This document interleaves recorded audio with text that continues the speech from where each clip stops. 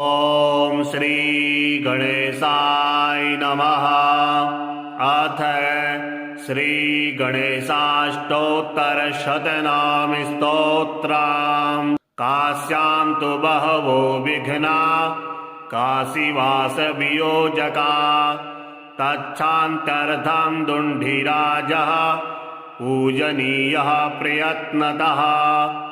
अष्टोत्तरशतैर्दिव्यैर्गणेश्यैव नामभिः कर्तव्यमतियत्नेन नौ दुर्वान्कुरार्पणाम्।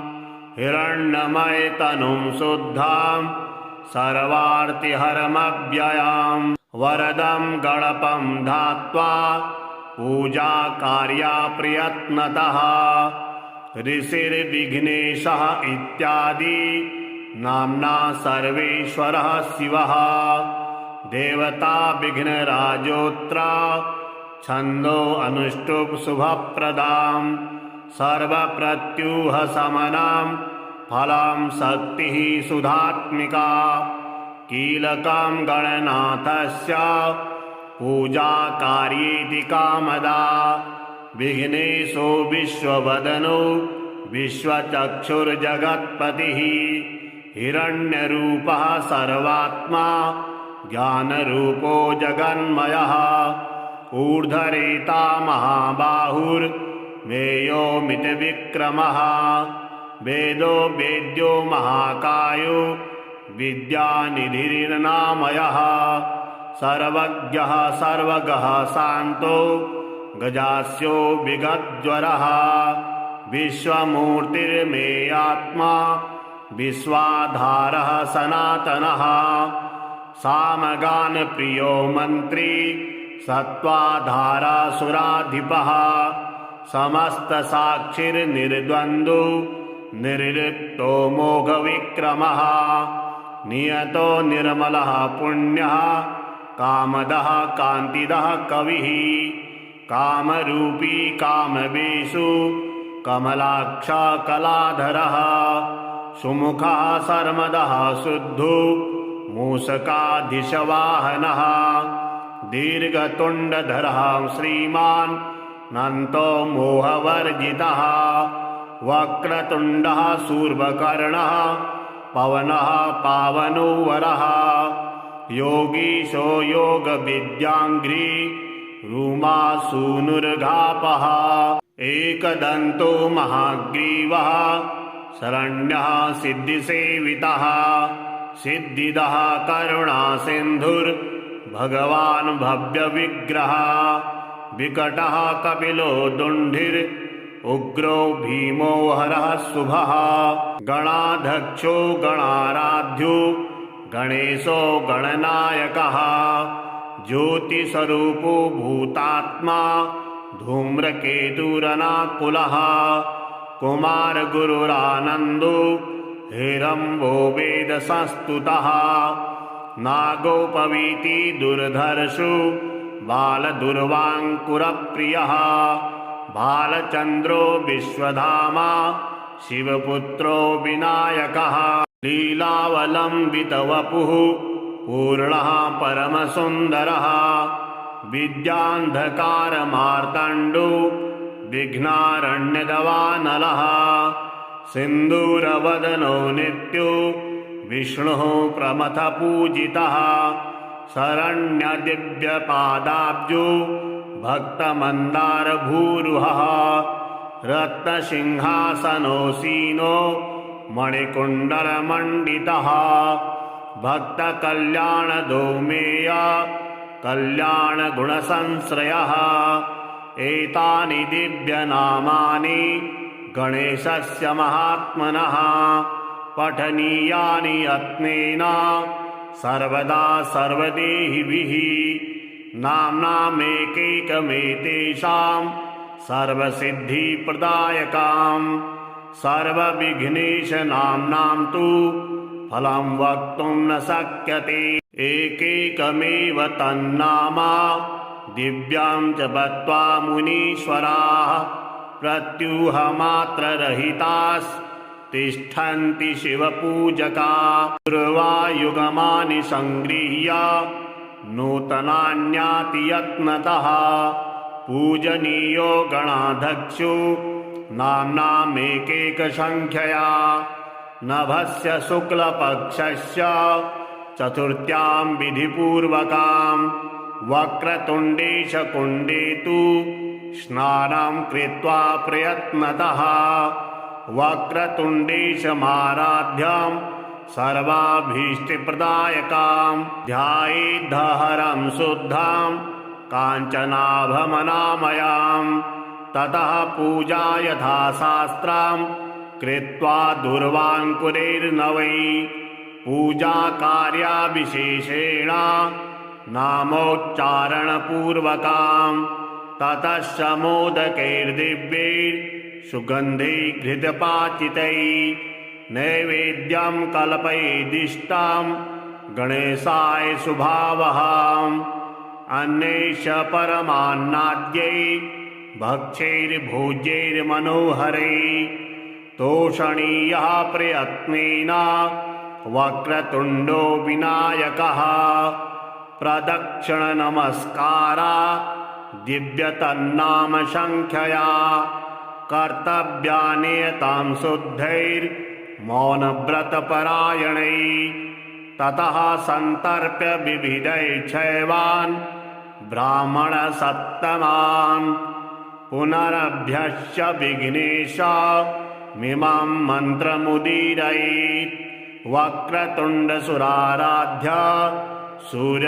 सूर्यकोटिसमप्रभा निर्विघ्नेनैव सततं काशीवासं प्रियच्छ मे इति सम्प्रार्थ्य विधिवत् पूजां कृत्वा पुनर्मुदा नमस्कृत्वा प्रसाद्यैनं गच्छेत् दुण्डिविनायकां दुण्डिराजार्चनं सम्यक् कर्तव्यं विधिपूर्वकां तत्रैव च विशेषेण पूजां कृत्वा ततः परां पूजनीया प्रयत्नेन सर्वदा मोदकप्रिया शिवप्रीतिकरा नित्यां शुद्धा पञ्चविनायका क्षिप्रसिद्धिप्रदां क्षिप्रा गणेशां सुरवन्दितां सम्पूज्य पूर्ववत् सम्यक् गच्छेदासाविनायकाम् आशाविनायकं सम्यक् पूजयित्वा ततः पराम् अर्कविघ्नेश्वरः सम्यक् पूजनीया प्रयत्नतः आस्यां तु बहवो विघ्ना काशीवासवियोजका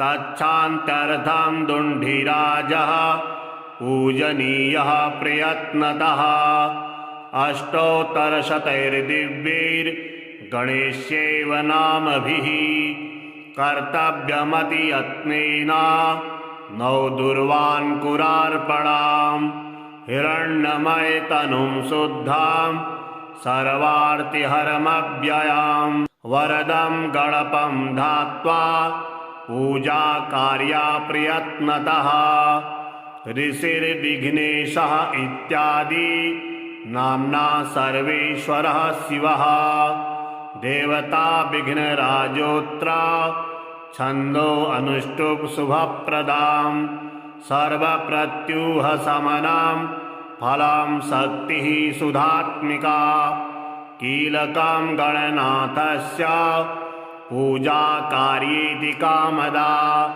विघ्नेशो विश्ववदनो विश्वचक्षुर्जगत्पतिः हिरण्यरूपः सर्वात्मा ज्ञानरूपो जगन्मयः ऊर्ध्वरेता महाबाहुर्मेयोमितविक्रमः वेदो वेद्यो महाकायो विद्यानिधिर्नामयः सर्वज्ञः सर्वगः शान्तो गजास्यो विगतज्वरः विश्वमूर्तिर्मेयात्मा विश्वाधारः सनातनः सामगानप्रियो मन्त्री सत्त्वाधारासुराधिपः समस्तसाक्षिर्निर्द्वन्द्वो निर्लिप्तो मोघविक्रमः नियतो निर्मलः पुण्यः कामदः कान्तिदः कविः कामरूपी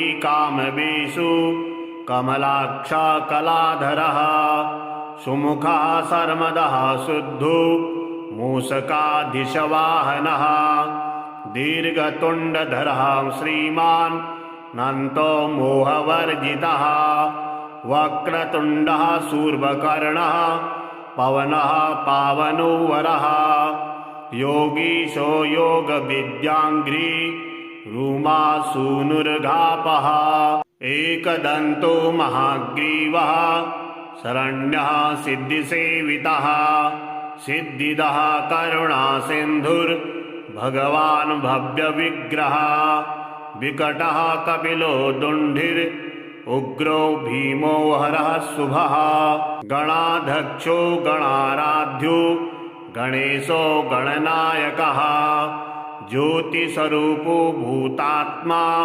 धूम्रकेतुरनाकुलः कुमारगुरुरानन्दो हिरम्बो वेदसंस्तुतः नागोपवीति दुर्धर्षो बालदुर्वाङ्कुरप्रियः बालचन्द्रो विश्वधामा शिवपुत्रो विनायकः लीलावलम्बितवपुः पूर्णः परमसुन्दरः विद्यान्धकारमार्ताण्डो विघ्नारण्यदवानलः सिन्दूरवदनो नित्यो विष्णुः प्रमथपूजितः शरण्यदिव्यपादाब्जो भक्तमन्दारभूरुहः रत्नसिंहासनोऽसीनो मणिकुण्डलमण्डितः भक्तकल्याणदोमेय कल्याणगुणसंश्रयः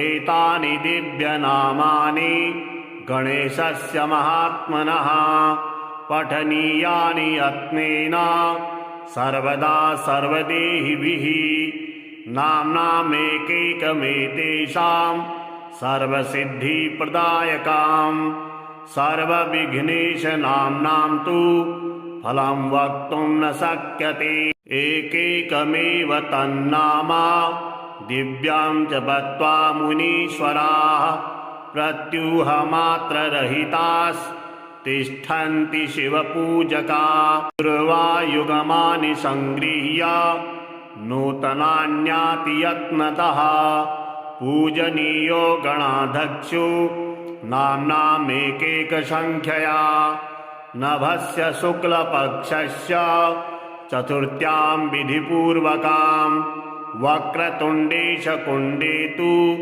स्नानं कृत्वा प्रयत्नतः वक्रतुण्डेशमाराध्यं सर्वाभीष्टप्रदायकां ध्यायेद्धहरं शुद्धां काञ्चनाभमनामयां ततः पूजा यथाशास्त्रं कृत्वा दुर्वाङ्कुरैर्नवै पूजाकार्यविशेषेण नामोच्चारणपूर्वकां ततः समोदकैर्दिव्यैर्सुगन्धैर्घृतपाचितैः नैवेद्यं कल्पयेदिष्टां गणेशाय शुभावहाम् अन्यैश्च परमान्नाद्यैः भक्ष्यैर्भोज्यैर्मनोहरैः तोषणीयः प्रयत्नेन वक्रतुण्डो विनायकः प्रदक्षिणनमस्कारा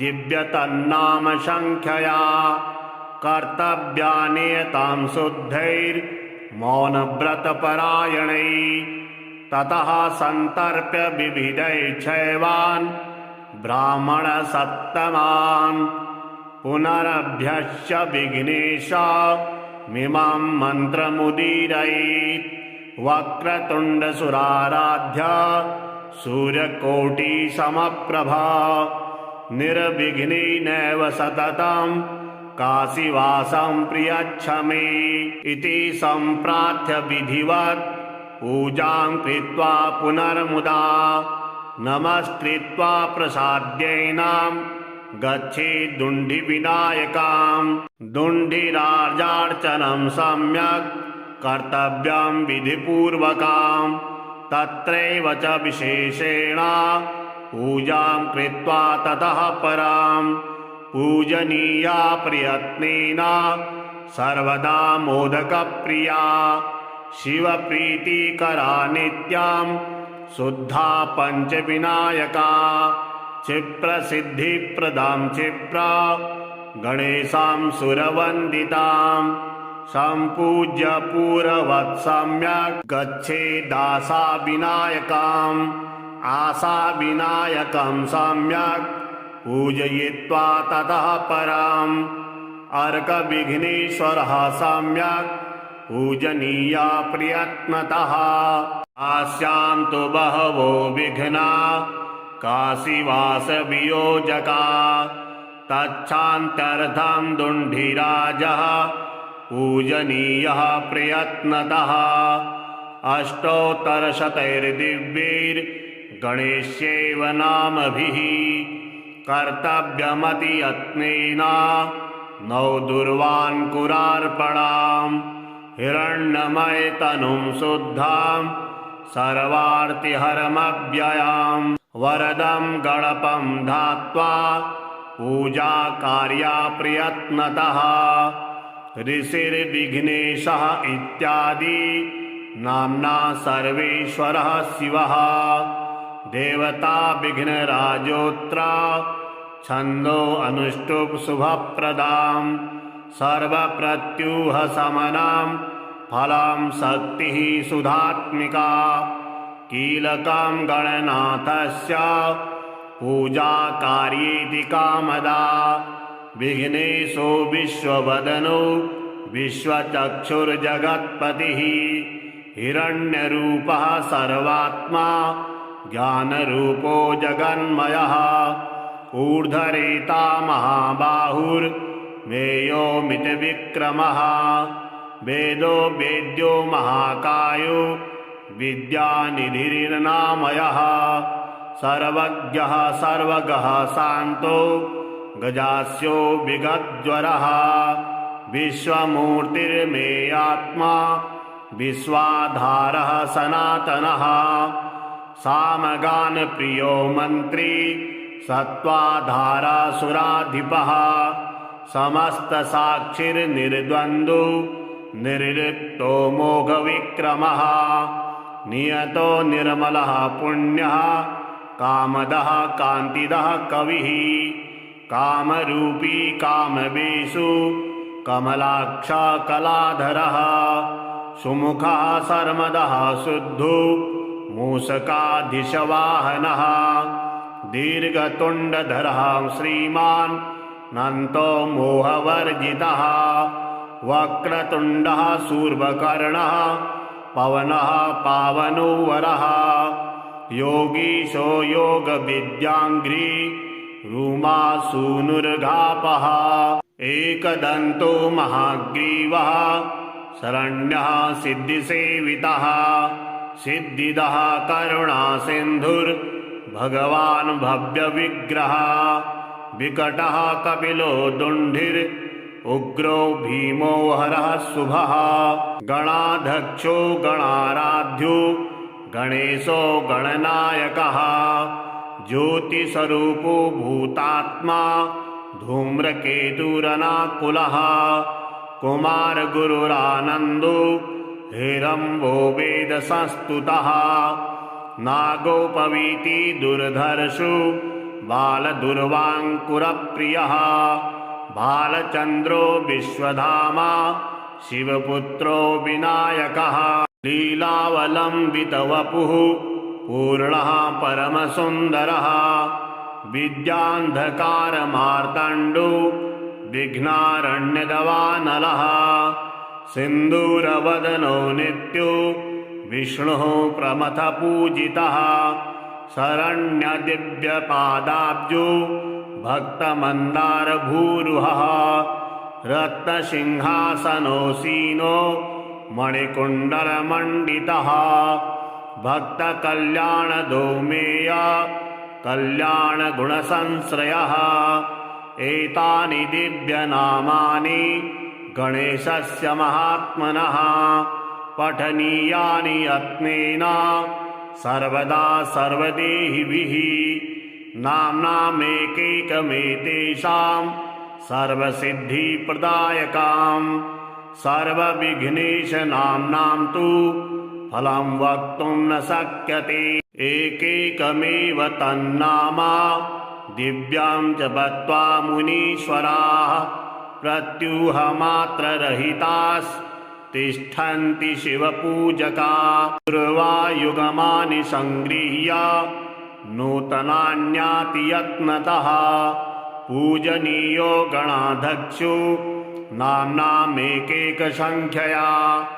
नभस्य शुक्लपक्षस्य चतुर्थ्यां विधिपूर्वकां वक्रतुण्डेशकुण्डे तु स्नानं कृत्वा प्रयत्नतः वक्रतुण्डेशमाराध्यं सर्वाभीष्टप्रदायकां ध्यायेद्धहरं शुद्धां काञ्चनाभमनामयां। ततः पूजा यथाशास्त्रं कृत्वा दूर्वाङ्कुरैर्नवै पूजाकार्या विशेषेण नामोच्चारणपूर्वकां। ततश्च मोदकैर्दिव्यैः सुगन्धैर्घृतपाचितैः नैवेद्यं कल्पयेदिष्टां गणेशाय शुभावहाम्। अन्यैश्च परमान्नाद्यैः भक्ष्यैर्भोज्यैर्मनोहरैः तोषणीयः प्रयत्नेन वक्रतुण्डो विनायकः।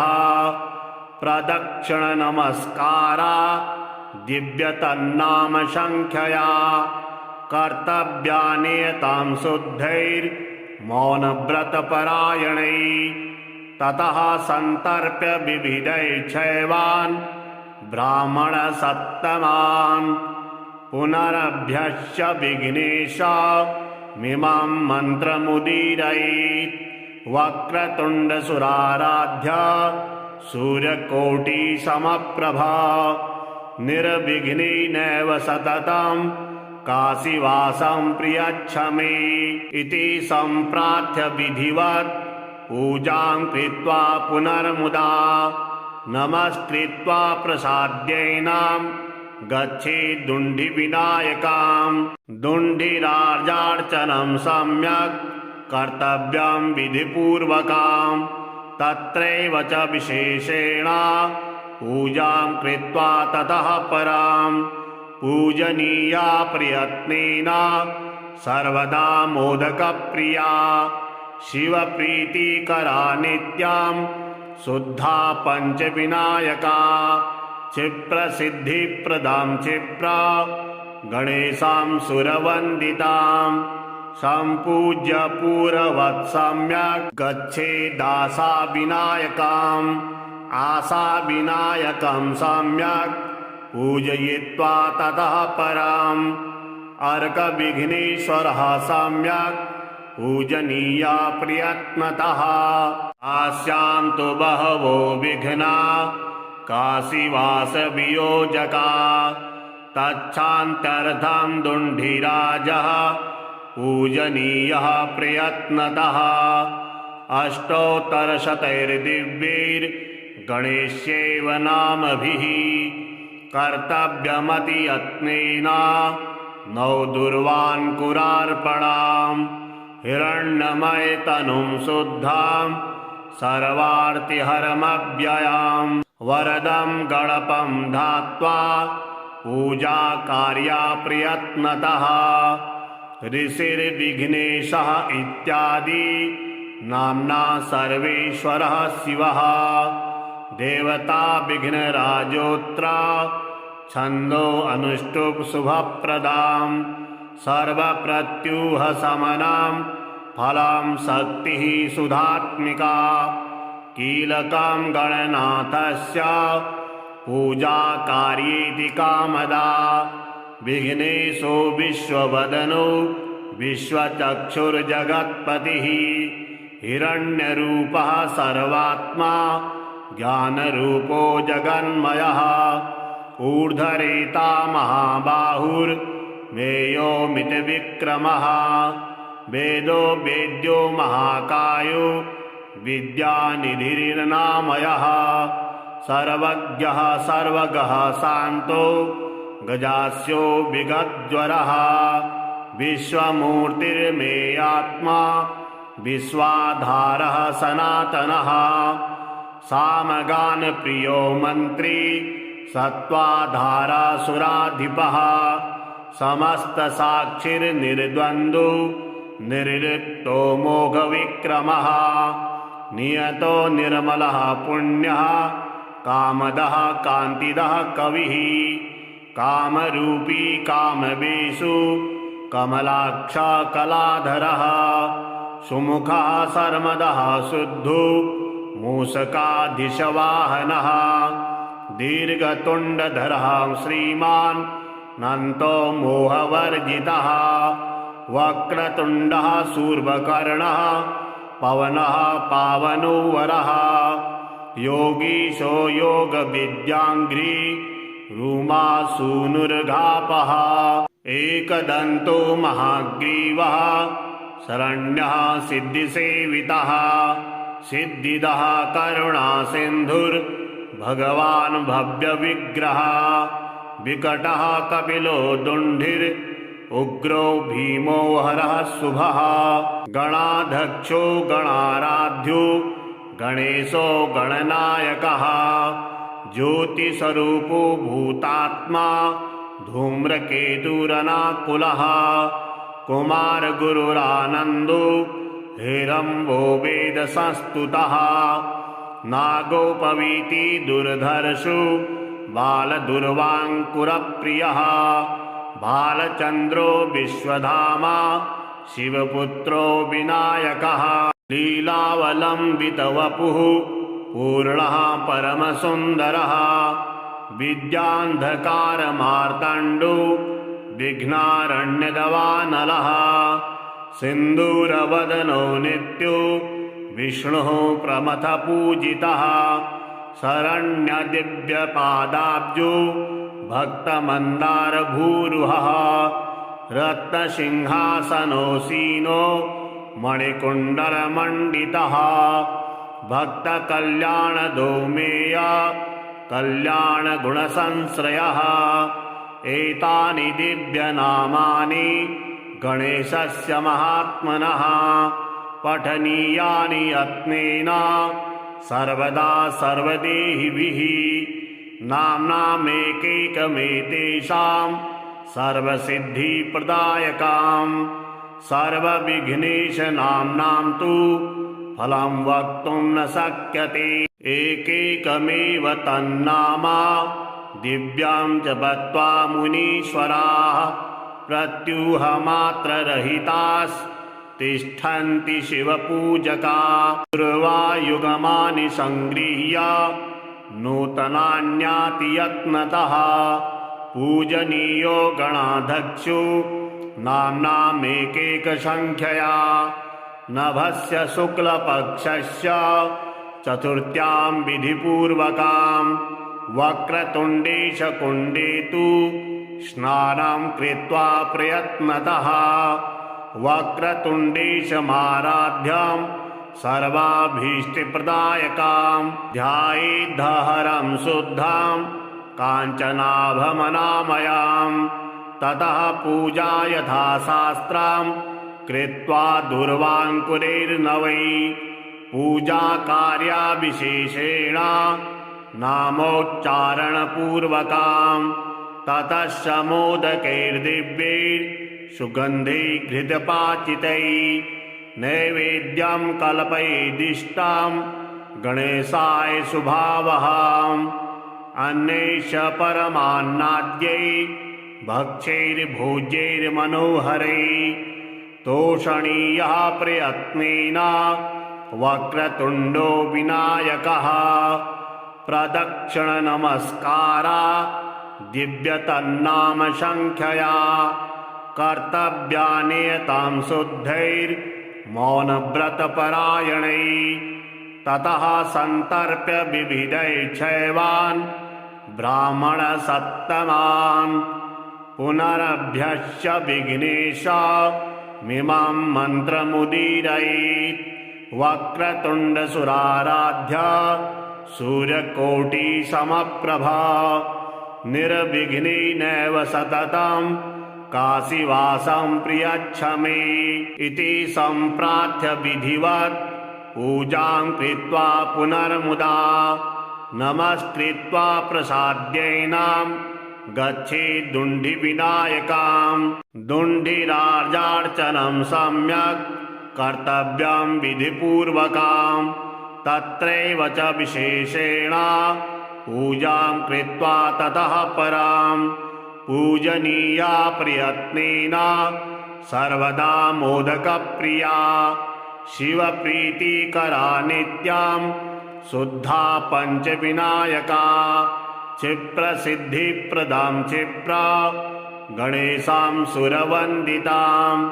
सम्पूज्य पूर्ववत् सम्यक् गच्छेदासाविनायकाम् आशाविनायकं सम्यक् पूजयित्वा ततः पराम् अर्कविघ्नेश्वरः सम्यक् पूजनीया प्रयत्नतः आस्यां तु बहवो विघ्ना काशीवासवियोजका तच्छान्त्यर्थं दुण्डिराजः पूजनीयः प्रयत्नतः अष्टोत्तरशतैर्दिव्यैर्गणेश्यैव नामभिः कर्तव्यमतियत्नेन नौ दुर्वान्कुरार्पणाम् हिरण्यमयतनुं शुद्धां सर्वार्तिहरमव्ययां वरदं गणपं धात्वा पूजा कार्या प्रयत्नतः ऋषिर्विघ्नेशः इत्यादि नाम्ना सर्वेश्वरः शिवः देवता विघ्नराजोऽत्र छन्दो अनुष्टुप् शुभप्रदां सर्वप्रत्यूहशमनां फलां शक्तिः सुधात्मिका कीलकं गणनाथस्य पूजाकार्येति कामदा विघ्नेशो विश्ववदनो विश्वचक्षुर्जगत्पतिः हिरण्यरूपः सर्वात्मा ज्ञानरूपो जगन्मयः ऊर्ध्वरेता महाबाहुर्मेयोमितविक्रमः वेदो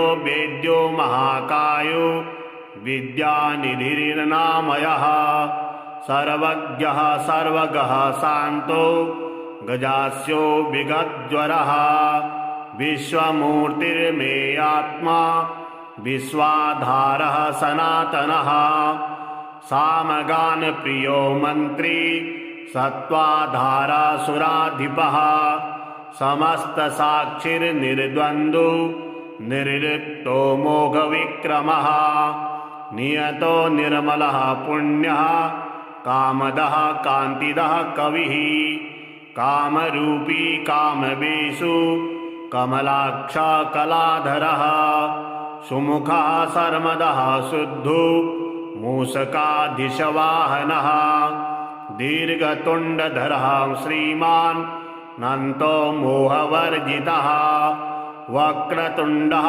शूर्पकर्णः पवनः पावनो वरः योगीशो योगविद्याङ्घ्रि रूमासूनुर्घापः एकदन्तो महाग्रीवः शरण्यः सिद्धिसेवितः सिद्धिदः करुणासिन्धुर्भगवान् भव्यविग्रहः विकटः कपिलो दुण्डिर् उग्रो भीमो हरः शुभः गणाध्यक्षो गणाराध्यो गणेशो गणनायकः ज्योतिस्वरूपो भूतात्मा धूम्रकेतुरनाकुलः कुमारगुरुरानन्दो हेरम्बो वेदसंस्तुतः नागोपवीति दुर्धर्षो बालदुर्वाङ्कुरप्रियः बालचन्द्रो विश्वधामा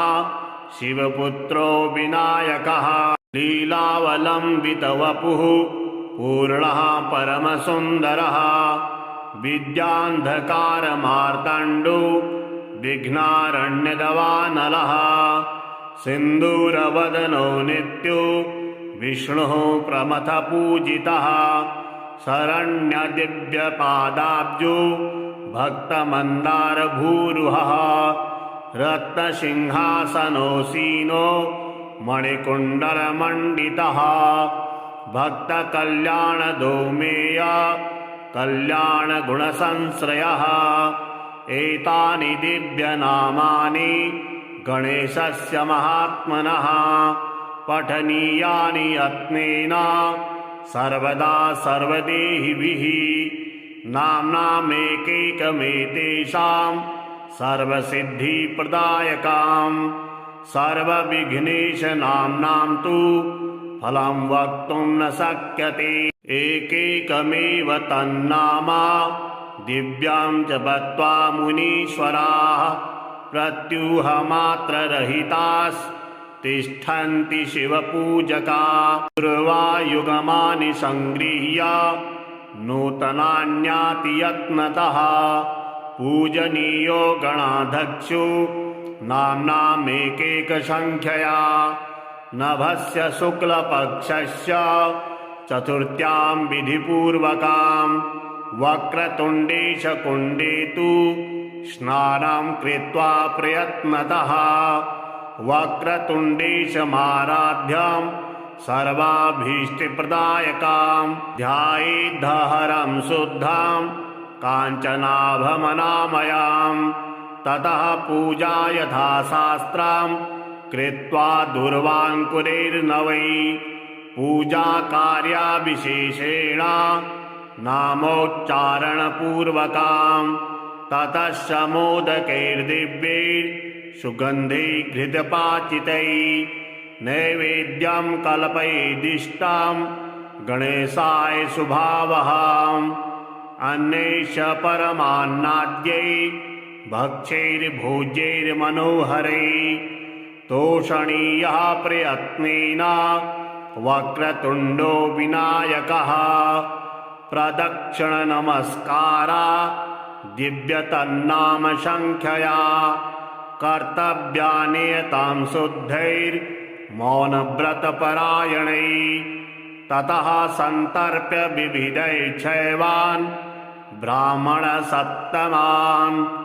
पुनरभ्यश्च विघ्नेशमिमं मन्त्रमुदीरयेत् वक्रतुण्डसुराराध्य सूर्यकोटिसमप्रभा निर्विघ्नेनैव सततं काशीवासं प्रियच्छ मे इति सम्प्रार्थ्य विधिवत् पूजां कृत्वा पुनर्मुदा नमस्कृत्वा प्रसाद्यैनां गच्छेत् दुण्डिविनायकां दुण्डिराजार्चनं सम्यक् कर्तव्यं विधिपूर्वकां तत्रैव च विशेषेण पूजां कृत्वा ततः परां पूजनीया प्रयत्नेन सर्वदा मोदकप्रिया शिवप्रीतिकरा नित्यां शुद्धा पञ्चविनायका क्षिप्रसिद्धिप्रदां क्षिप्रा गणेशां सुरवन्दितां सम्पूज्य पूर्ववत् सम्यक् गच्छेदासाविनायकाम् आशाविनायकं सम्यक् पूजयित्वा ततः पराम् अर्कविघ्नेश्वरः सम्यक् पूजनीया प्रयत्नतः आस्यां तु बहवो विघ्ना काशीवासवियोजका तच्छान्त्यर्थं दुण्डिराजः पूजनीयः प्रयत्नतः अष्टोत्तरशतैर्दिव्यैर्गणेश्यैव नामभिः कर्तव्यमति यत्नेन नौ दुर्वाङ्कुरार्पणां हिरण्यमयतनुं शुद्धां सर्वार्तिहरमव्ययां वरदं गणपं धात्वा पूजाकार्या प्रयत्नतः ऋषिर्विघ्नेशः इत्यादि नाम्ना सर्वेश्वरः शिवः देवता विघ्नराजोत्रा छन्दो अनुष्टुप् शुभप्रदां सर्वप्रत्यूहशमनां फलां शक्तिः सुधात्मिका कीलकं गणनाथस्य पूजाकार्येति कामदा विघ्नेशो विश्ववदनो विश्वचक्षुर्जगत्पतिः हिरण्यरूपः सर्वात्मा ज्ञानरूपो जगन्मयः ऊर्ध्वरेता महाबाहुर्मेयोमितविक्रमः वेदो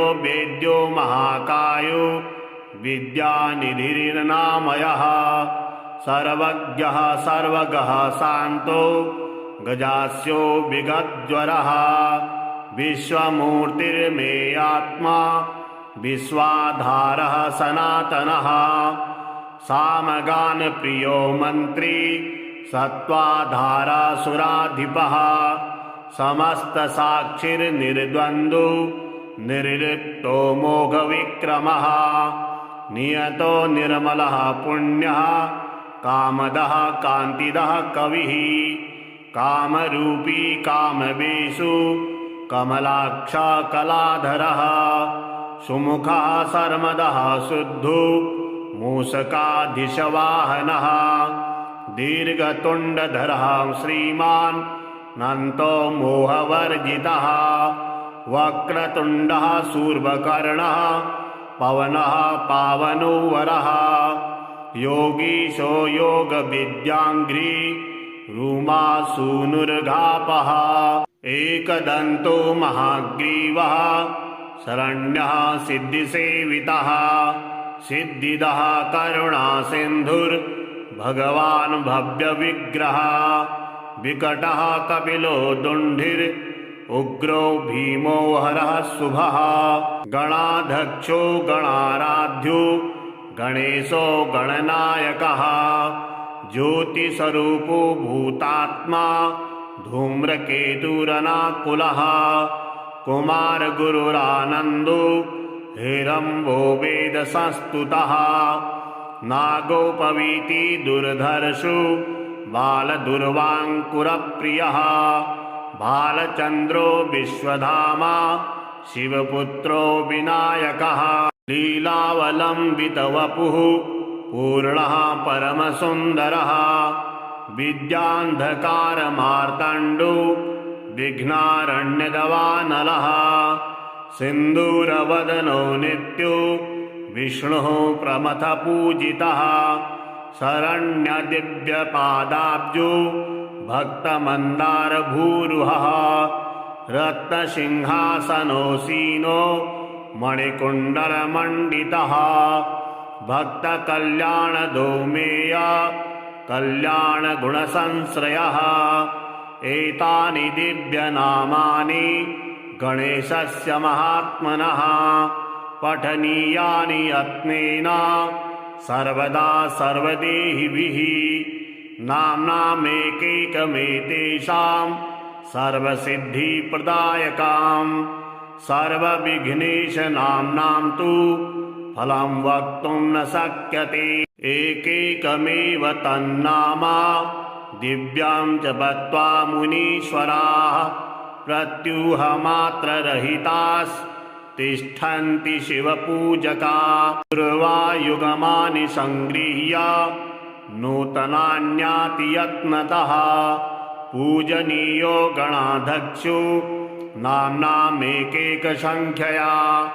नभस्य शुक्लपक्षस्य चतुर्थ्यां विधिपूर्वकां वक्रतुण्डेशकुण्डे तु स्नानं कृत्वा प्रयत्नतः वक्रतुण्डेशमाराध्यं सर्वाभीष्टप्रदायकां ध्यायेद्धहरं शुद्धां काञ्चनाभमनामयां